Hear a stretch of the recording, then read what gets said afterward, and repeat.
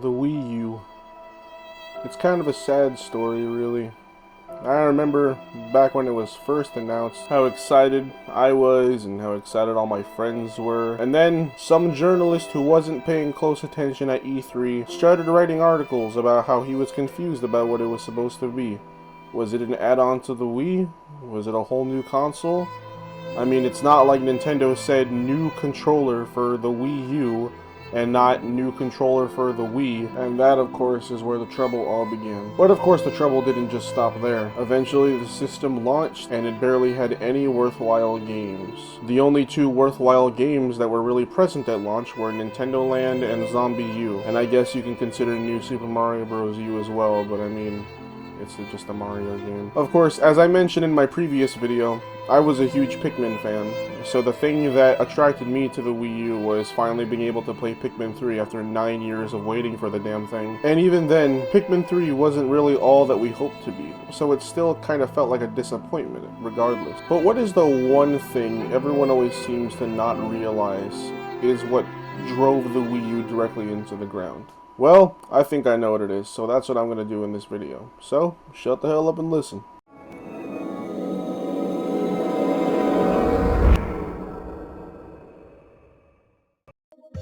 Alright, so the common consensus with the Wii U is always Nintendo advertised it horribly, their marketing was terrible, they didn't get the message out properly, and all the stuff you're used to hearing by now. But see, the thing is that as much as it feels like those things are true, and to a certain extent they are, it isn't entirely Nintendo's fault that the Wii U failed. And I'm not trying to be a fanboy and say, oh, Nintendo's perfect, Nintendo did nothing wrong with the Wii U, because they did.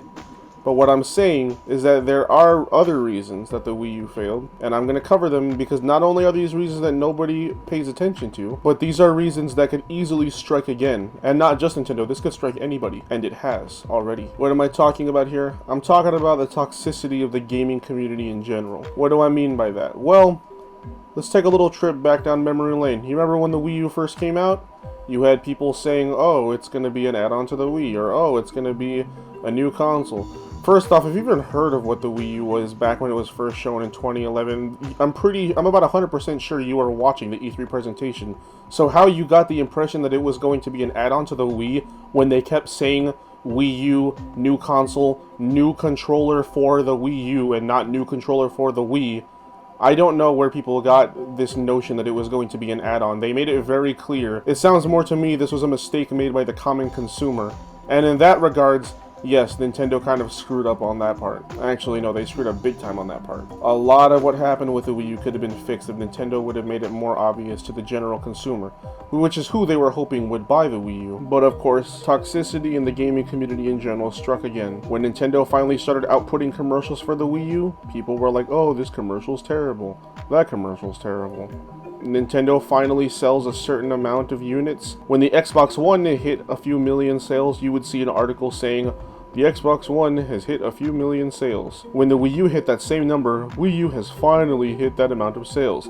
People knowingly chose to word things negatively surrounding the Wii U, even though the Wii U was actually outselling the Xbox One for a little bit over a year after the Xbox One's initial release. That's right, it's a fact that not a lot of people are aware of because it's so trendy and commonplace to pit the Wii U as this permanent third place contender, even though for the first year of its life the Xbox One was actually in third place. Possibly even longer than a year because Microsoft still to this day does not usually give people solid readings on how many console units have been sold.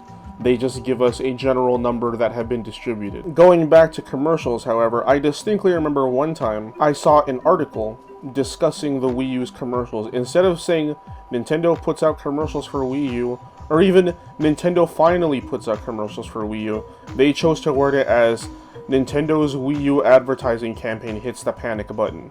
That was the title they chose to go with. At this point, it seemed like the Wii U had absolutely no point of winning, and this was only 2 years into its life. The Wii U had no hope of gaining any traction because it was commonplace and trendy for people to pit it in last place, to keep it there. Keep its image as the third place in this race. Even if the Wii U were to suddenly sell 8 million units in 1 year, I have a feeling there would still be quite a few people out there who would keep trying to perpetuate this notion that the Wii U was terrible and that it was selling poorly.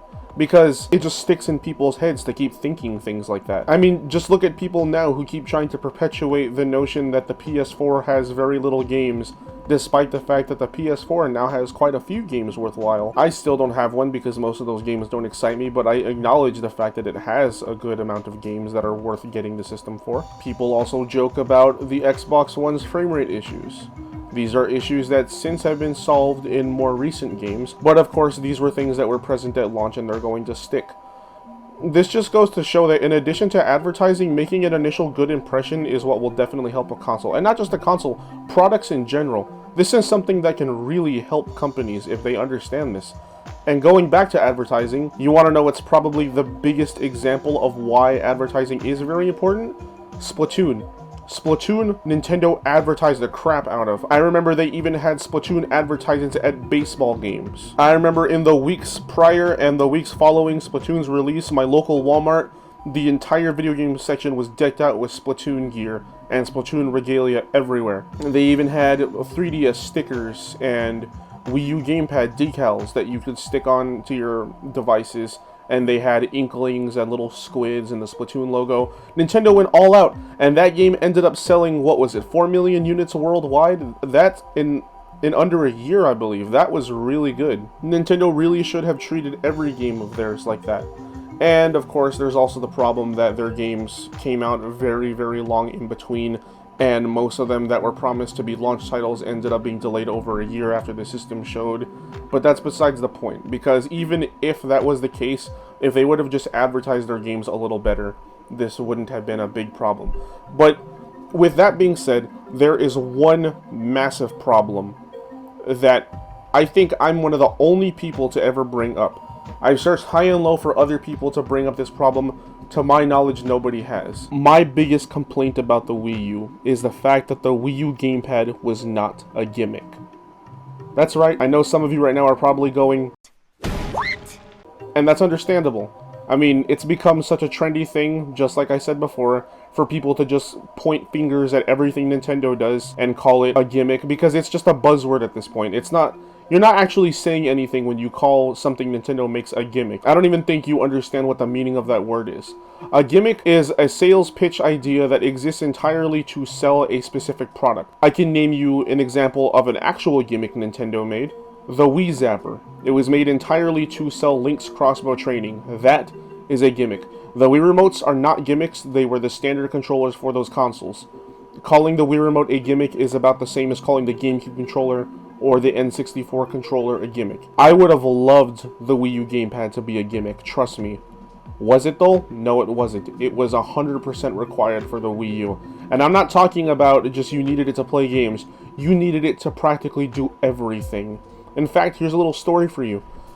In the time that I've owned a Wii U, which was since the day it came out, up until now, in the third quarter of 2016, near the end of the Wii U's lifespan, I have had to send in my GamePad to get repaired almost 4 times. In fact, the 4th time, I believe, I've lost count honestly, the 4th time, I believe, was just a few days ago, and I just received my new GamePad in the mail last night.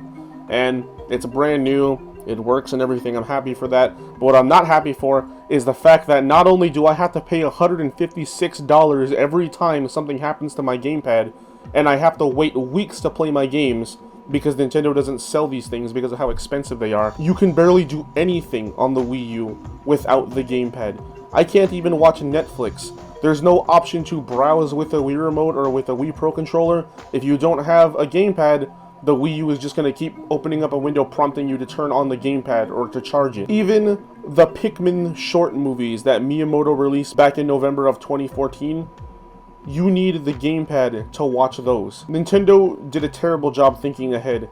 I understand that they wanted the GamePad to be an integral part of the system, but there's a problem when half of your system is the controller. Because if the controller breaks, not only is it going to cost people a crap ton of money to get it repaired, as it has with me every single time that it's broken so far, but during the duration of time that it's getting fixed and then shipped back to them, they can't do anything. I couldn't do anything with my Wii U. In fact, in the time that it took for my gamepad to get fixed, there was a leak in my ceiling and dripping water destroyed my previous TV. I had to go get a new TV. Since 4K TVs have been on the market for quite some time now, I found them for a moderate price. I now have a 4K TV. I decided that in the time that I was setting up all of this just to pack up my Wii U and put it on a shelf. That's where it is right now. Obviously, now that I have my gamepad, I'm going to set it back up and put it back on this TV so I can play all my games on this nice big TV. But, oh god, I'm sorry. I'm just so lost for words on this subject. It pisses me off that Nintendo did this, because as much as I like the Wii U gamepad, it's a very comfortable controller. It's probably one of my favorite controllers because of how easy it is to hold in my large hands, unlike the original 3DS that would give me cramps after playing for 30 minutes. The system is too reliant on it. You can't do anything if you don't have this thing. And that, I think, is the biggest problem with the Wii U. The fact that half of the console is the controller. Now, I know some of you are probably wondering, well, isn't that what you want the NX to be? And yes, in a way I want the NX to be this, but if the NX is actually going to treat its quote-unquote controller portion as an individual handheld that can be taken away outside the house, that's a little bit different. That's more understandable. And I will be even more understanding if you can buy replacement handhelds separately, instead of having to order a whole new one from Nintendo or buy a whole new NX bundle altogether. All in all though, I think the biggest two reasons, aside from your obvious Nintendo didn't advertise very well, is the fact that the gaming community just simply would not let go of how it was in the first few years, as they never do. And they perpetuated this notion that the console was bad and that anyone who owns one was a loser and whatnot. And the fact that Nintendo made the console just way too dependent on its controller. Great idea, horrible execution. And I hope that whatever they plan to do with the NX, I really, really hope they think ahead on things like this. I don't want my handheld unit, assuming the rumors are true, to break and then I can't play my console for 3 weeks until I get it back. It just goes to show that even these big companies sometimes leave out information, and there are things that really should be taken into consideration that end up getting overlooked.